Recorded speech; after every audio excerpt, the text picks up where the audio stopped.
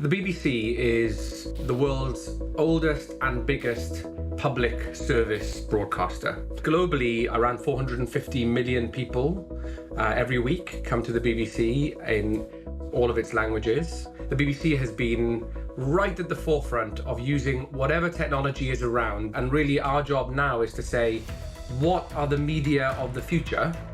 Beeb is the BBC's end-to-end customized digital voice assistant, and it's really there as a vehicle for our audiences to explore the full panoply of BBC content and services over time. And so we were looking for somebody who could help us do that fast, but also, and crucially, to do it in a way that adhered to our values of trust, because people come to the BBC with high expectations. In order to take the request from the user, we're using speech-to-text technology. And then in order to understand what the user's intent is, we use language understanding to map what the user has said to a set of intents and entities that we've defined within language understanding in order to pass that request onto the right bot within the Microsoft Bot framework. We've managed to build our own brand identity by using neural text-to-speech. Working with the Azure platform allowed us to,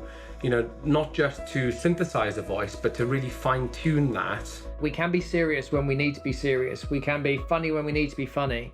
And we can maintain various tones to our responses in a very natural way.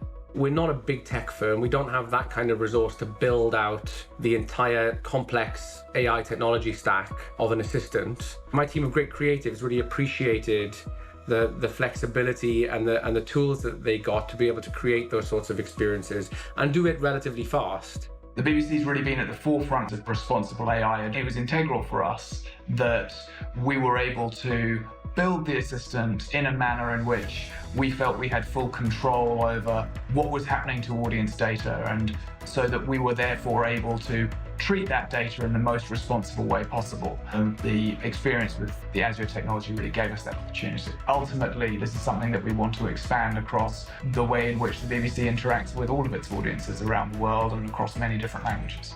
It's about playing and discovering our wonderful content, and it's also about what does it mean to be informed about the world, to ask questions about the news or sport or the weather, or to be entertained, or to seek out a laugh, or to seek out music and discover culture as we do through our programs, but in this new conversational medium that is voice and AI.